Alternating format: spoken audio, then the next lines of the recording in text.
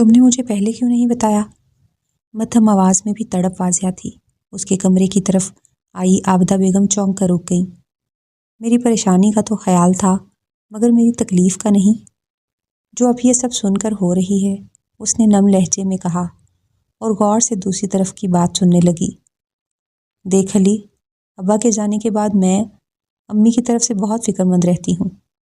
उन्होंने अब्बा की जुदाई का रोग दिल को लगा लिया और नतीजा तुम्हारे सामने। कहते हुए वो रो पड़ी। एक तो इसके मायके वाले जान नहीं छोड़ते, कभी कोई मसला तो कभी कोई। कब से चाय का इंतज़ार कर रही हूँ, मगर यहाँ मोहतरमा को फ़ोन पर बात करने से ही फुर्सत नहीं है। आबदा बेगम ने जैसे ही उसके मुंह से अली का नाम सुना तो तिलमिला गई, क्योंकि आलिया के गरीब भाई से वो अच्छी तरह वाकिफ़ थीं। आलिया कहाँ हो? कब से आवाज़ें दे रही हूँ। उन्होंने ऊंची आवाज़ में पुकारा तो उसने घबरा कर खुदा हाफिज़ कहते हुए फ़ोन बंद किया और अपनी आंखें साफ करती तेज़ी से कमरे से बाहर निकल गई। अली का फ़ोन था। बता रहा था कि अम्मी की ईसीजी ठीक नहीं आई।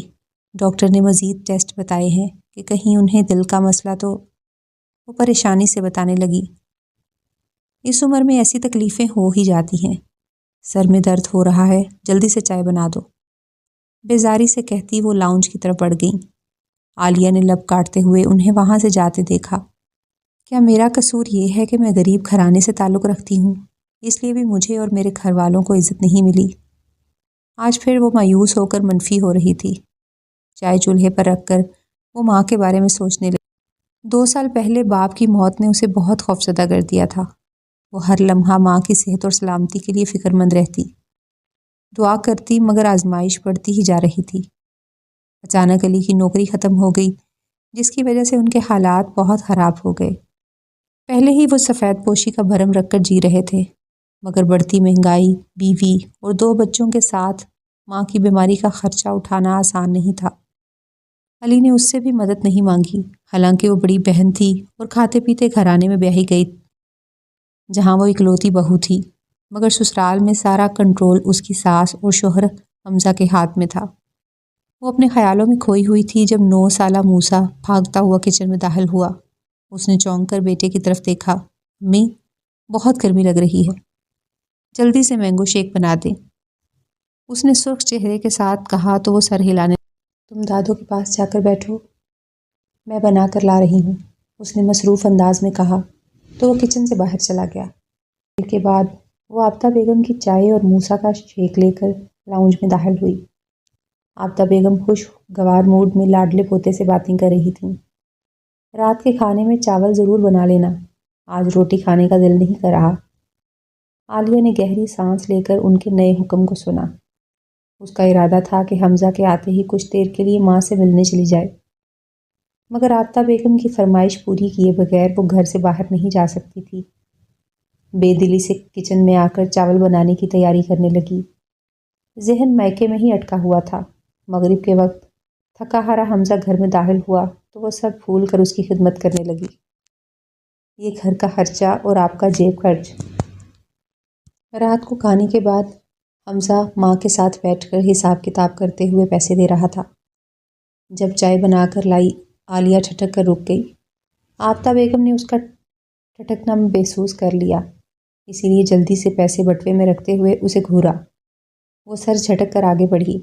हमजा ने कुछ नोट मूसा को भी थमा दिए, जो उसने फ़ौरन अपने मिनी बॉक्स में रख दिए। उसके मिनी बॉक्स में हर महीने ऐसे कई सुर्ख नोट्स जमा होते थे, जिन्हें वो खर्च नहीं करता क्योंकि उसकी नौबत ही नहीं आती थी। हमजा बगैर कहे उसकी हर ज़रूरत और मुंह से निकली हर ख्वाहिश पूरी कर देता था। बाबा, आपने अम्मी को पॉकेट मनी नहीं दी? मूसा ने गौर से दादों के बटुए को देखा। हमजा हंस पड़ा। तुम्हारी अम्मी ने पैसों का क्या करना है? सारे पैसे घर में ही तो रखे होते हैं, हमजा ने लापरवाही से कहा। आलिया कुछ कहते हुए रुक गई। तो और क्या, कपड़ों से लेकर ज़रूरत की हर चीज़ तो मिल जाती है, अच्छा खाना पीना, पहनना ओढ़ना, अलग से पैसे क्या देने? आबदा बेगम ने मुंह बनाकर कहा। दादू, आप पैसों का क्या करती हैं? आपको भी तो सब कुछ मिल जाता है ना?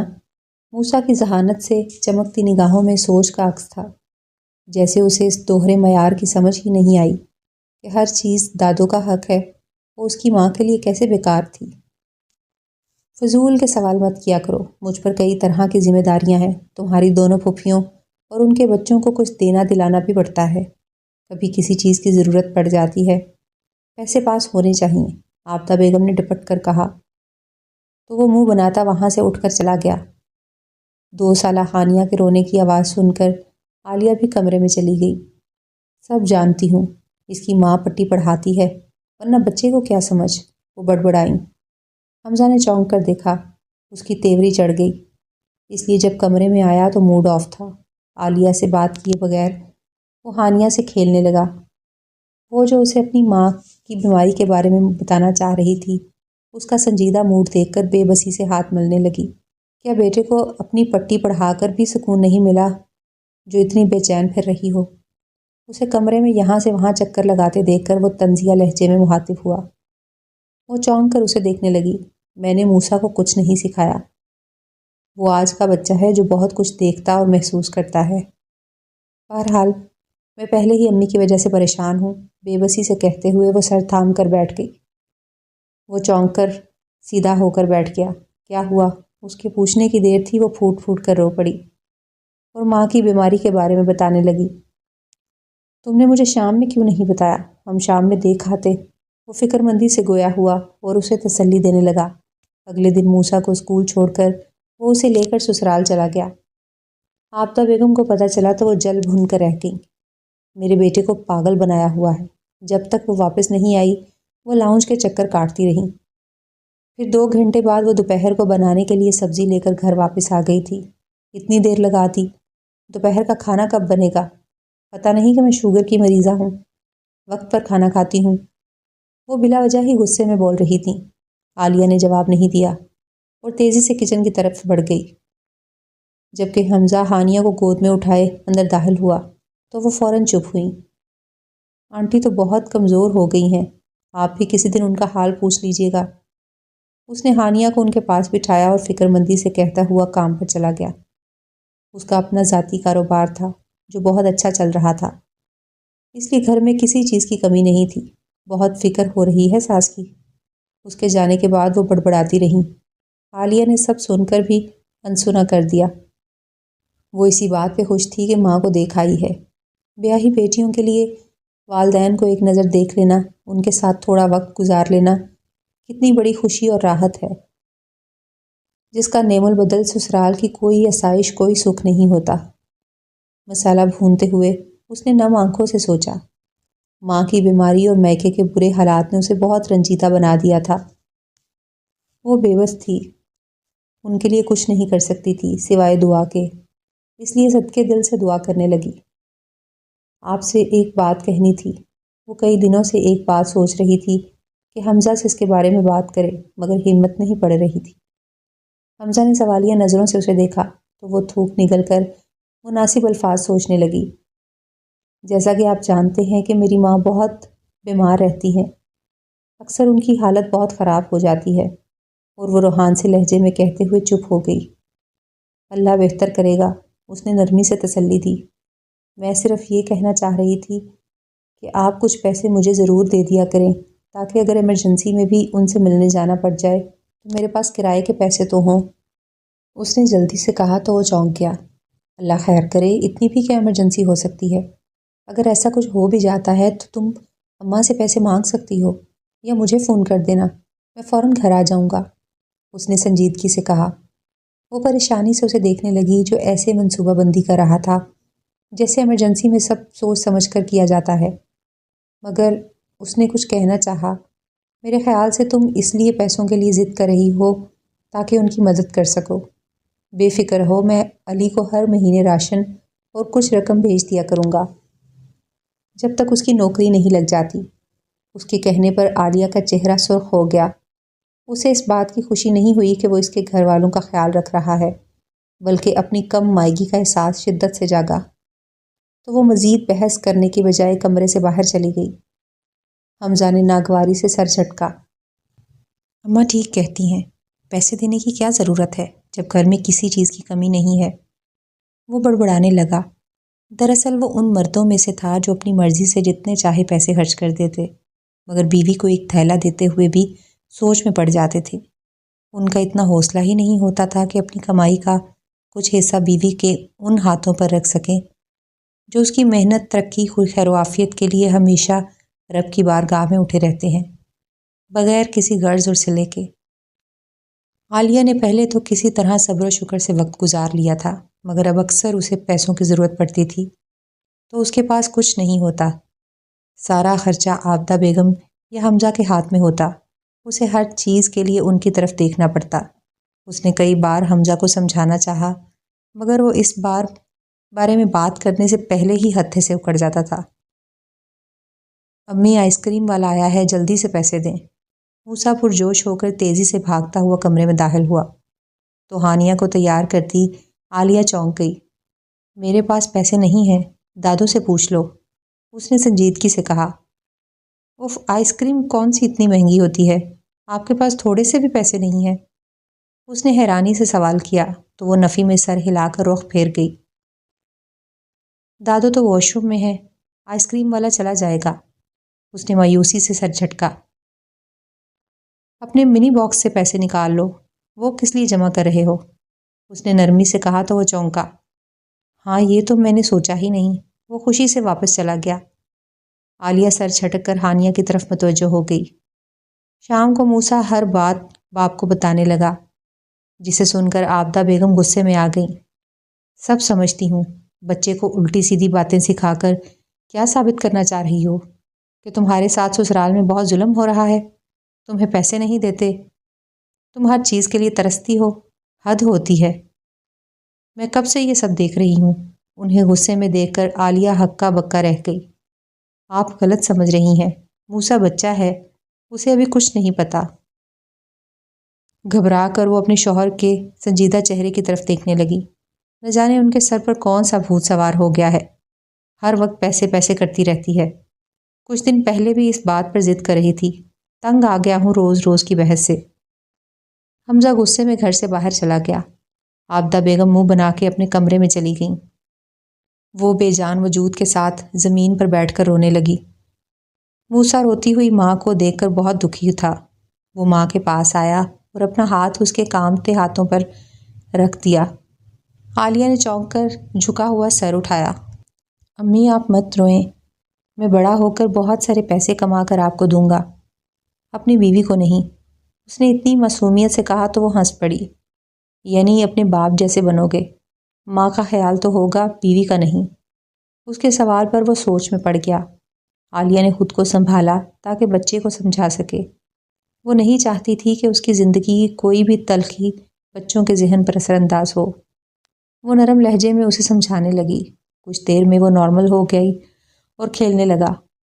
وہ گہری سانس لے کر اپنے ٹوٹے وجود کے ساتھ زندگی کی دوڑ میں پھر سے بھاگنے کے لیے تیار ہو گئی، کیونکہ وہ صرف ایک بیٹی نہیں، اپنے 2 معصوم بچوں کی ماں بھی تھی، جن کی وجہ سے وہ میدان چھوڑ کے نہیں جا سکتی تھی۔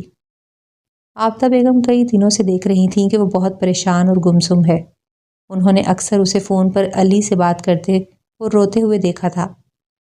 تب ایک دن پتہ چلا کہ اس کی ماں کو ہارٹ اٹیک ہوا ہے۔ حمزہ اسے فوراً ہسپتال لے گیا۔ عالیہ کے لیے وہ دن بہت مشکل تھے۔ اس کی ماں ڈسچارج ہو کر گھر واپس آئیں تو اس نے سکھ کا سانس لیا، مگر اب وہ ان کی اچھی صحت کے لیے فکر مند رہتی۔ علی کو جاب مل گئی تھی۔ اس نے شکر ادا کیا کہ اب کچھ حالات بہتر ہو جائیں گے۔ عابدہ بیگم کو شک تھا کہ وہ گھر میں رکھے پیسے یا راشن چوری کر کے میکے بھجواتی ہے۔ وہ چپ چپ کر اس پر نظر رکھتی تھیں تاکہ اس کی چوری کو پکڑ کر حمزہ کو بتائیں۔ کئی دن گزر گئے، بلاخر ان کی امید پر بر آئی اور انہوں نے عالیہ کو پیسے نکالتے ہوئے رنگے ہاتھوں پکڑ ہی لیا۔ حمزہ موسیٰ کو اسکول چھوڑنے چلا گیا۔ عابدہ بیگم بہت دیر سے نوٹ کر رہی تھیں کہ وہ بہت گھبرائی ہوئی ہے اور بار بار فون کی طرف دیکھ رہی ہے۔ اسی کیفیت میں اس نے جلدی جلدی دوپہر کے کھانے کی تیاری کی، ماسی سے کام کروایا۔ ماسی کے جاتے ہی اچانک فون بجنے لگا۔ اس نے بھاگ کر موبائل اٹھا کر کان سے لگایا۔ یہ چھوٹا سا موبائل فون حمزہ نے گھر کے مختلف کاموں کے لیے اسے دیا ہوا تھا۔ سب کی کالز اسی نمبر پر آتی تھیں۔ ہیلو علی، اس نے گھبرائے لہجے میں کہا تو عابدہ بیگم کے کان کھڑے ہو گئے۔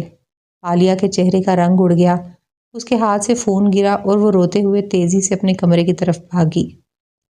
لگتا ہے بیچاری کی ماں گزر گئی۔ عابدہ بیگم کو پہلا خیال یہی آیا۔ اس وقت وہ ہانیہ کو گود میں اٹھائے کمرے سے باہر نکلی۔ اچانک کچھ یاد آنے پر رکی اور تیزی سے موسیٰ کے کمرے کی طرف بڑھ گئی۔ عابدہ بیگم بھی اس کے پیچھے تھیں۔ انہوں نے کمرے میں جھانکا تو اچھل پڑی۔ وہ موسیٰ کے منی باکس کو کھول کر جلدی سے پیسے نکال کر اپنے بیگ میں رکھ رہی تھی۔ شرم نہیں آئی بچے کے پیسے چوری کرتے ہوئے؟ وہ غصے میں بولتی کمرے میں داخل ہوئیں۔ وہ چونک گئی۔ آپ غلط سمجھ رہی ہیں، مجھے کچھ پیسوں کی ضرورت تھی، اس لیے۔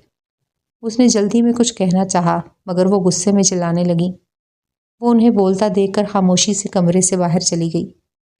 ابھی بتاتی ہوں حمزہ کو۔ اتنی ہمت اس کی؟ عالیہ کو بیرونی دروازے کی طرف بڑھتا دیکھ کر وہ غصے میں بھری فون کی طرف بڑھیں اور حمزہ کو کال ملا کر فوراً گھر بلایا۔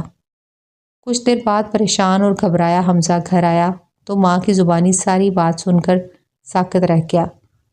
وہ مجھے تو کال کر کے بتا سکتی تھی۔ یہ فون اسی لیے گھر چھوڑا تھا۔ اس نے حیرانی سے سوچا اور کچھ دور پڑے فون کو دیکھا۔ آنے دو اسے، بس بہت ہو گئی۔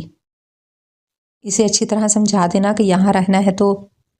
وہ غصے میں کہنے لگیں تو بے زبان جانور بن کر رہو۔ اچانک سرد لہجے میں بولتی وہ گھر میں داخل ہوئی تو وہ دونوں چونک گئے۔ کہاں گئی تھی تم؟ مجھے بغیر بتائے، وہ آستین نے چڑھا کر غصے میں آگے بڑھا۔ اسی لمحے اس کی نگاہ آہستہ آہستہ چلتے ہوئے موسیٰ پر پڑی جس کے سر پر پٹی بندھی ہوئی تھی۔ اپنے زخمی بیٹے کو لینے اس نے سخت لہجے میں کہا تو وہ دونوں ساکت رہ گئے۔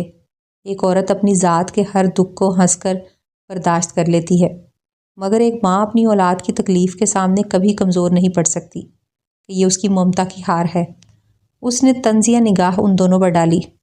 حمزہ نے آگے بڑھ کر موسیٰ کو سنبھالا اور کرسی پر بٹھایا۔ عابدہ بیگم بھی اس کے پاس آ کر سوال کرنے لگی۔ بابا، میں اسکول میں سیڑھیوں سے گر کر بے ہوش ہو گیا تھا۔ مس نے میرے گھر فون کیا تو امی فوراً مجھے لینے آئیں۔ اس نے کمزور لہجے میں بتایا۔ تم مجھے تو بتا سکتی تھی۔ حمزہ نے شکایتی نگاہ اس پر ڈالی۔ کیا بتاتی؟ آپ کی ماں نے کچھ سنے بغیر مجھے چورنی کہہ کر شور مچا دیا۔ میرے پاس اتنا وقت نہیں تھا کہ میں انہیں وضاحت پیش کرتی۔ اس نے کھلے لہجے میں کہا۔ میں سمجھی تم اپنے بھائی سے بات کر رہی ہو۔ عابدہ بیگم نے مدھم لہجے میں کہا۔ وہ طنزیہ مسکرائی۔ ہاں، اسی کے فون کا انتظار تھا۔ آج میری ماں کی رپورٹس آنی تھیں، اسی لیے صبح سے بے چین تھی۔ جب اسکول سے فون آیا تو میں سمجھی علی کا ہے، اسی لیے نمبر دیکھے بغیر فون اٹھا کر اس کا نام لیا، مگر اس نے تفصیل بتائی تو وہ شرمندہ ہو گئی۔ آج اگر میرے بیٹے کا منی باکس نہ ہوتا تو میں اسے لینے بھی نہیں جا سکتی تھی، اسی لیے کئی بار کہا تھا کہ گھر میں کوئی بھی ایمرجنسی ہو سکتی ہے، مگر آپ کو تو اعتبار ہی نہیں ہے، اس نے افسوس سے کہا۔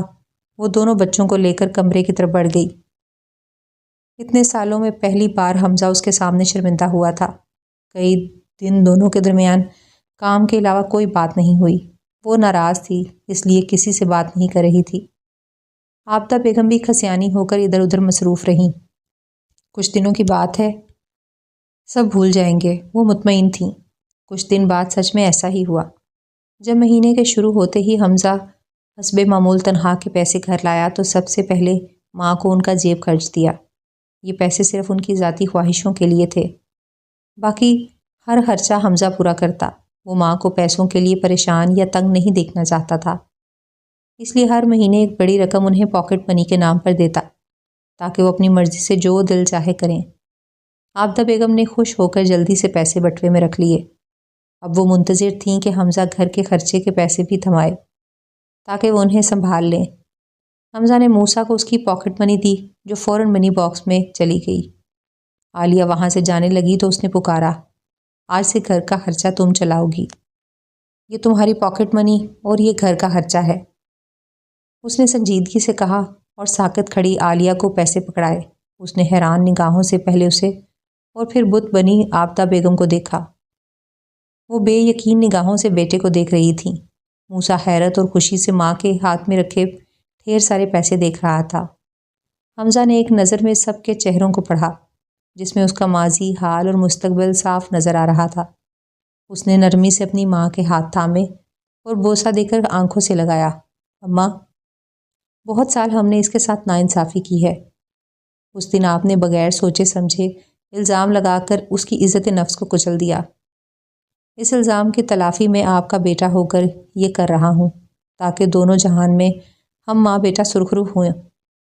ویسے بھی میں اس گھر کا سربراہ ہوں، میں رب کے آگے سب کے لیے جواب دہ ہوں گا۔ گھر کا سربراہ اگر توازن قائم نہ کرے تو اس کا حساب بہت سخت ہوگا۔ اس کی بات سن کر وہ رونے لگیں۔ بیٹا ہو کر ماں کے برے رویے کو مٹانے کی کوشش کر رہا تھا تاکہ وہ رب کے غضب سے بچ سکیں۔ عالیہ کی آنکھیں بھی نم ہو گئیں۔ اس نے پیسے واپس کرنے کے لیے آگے بڑھائے تو آفتہ بیگم نے نرمی سے روک دیا۔ حمزہ ٹھیک کہہ رہا ہے، اب تمہارا وقت ہے۔ مجھے امید ہے کہ تم میری طرح بے انصافی سے کام نہیں لوگی۔ وہ دھیرے سے مخاطب ہوئیں اور وہاں سے اٹھ کر اپنے کمرے میں چلی گئیں۔ حمزہ بھی نماز پڑھنے چلا گیا۔ عالیہ نے ایک نظر اپنے ہاتھ میں پکڑے پیسوں پر ڈالی اور دوسری نگاہ گھر پر۔ اچانک اس کی نظر موسیٰ کے منی باکس پر پڑی۔ وہ کچھ دیر اسے دیکھتی رہی، پھر مسکرا کر اٹھا لیا۔ اچھے برے ہر لمحے نے وقت کا حصہ بننا ہی ہوتا ہے، بس صبر سے ان سخت لمحوں کو گزرنے دو کہ اپنا اپنا وقت ایک بار سب کے حصے میں ضرور آتا ہے۔ اس لیے زندگی کے ہر رشتے کو اعتبار دو، کیونکہ برے وقت میں اعتبار کا منی باکس ہی کام آئے گا۔ دوستو، اگر آپ کو ہماری یہ کہانی اچھی لگی ہو تو ہمارے چینل کو سبسکرائب ضرور کریے گا۔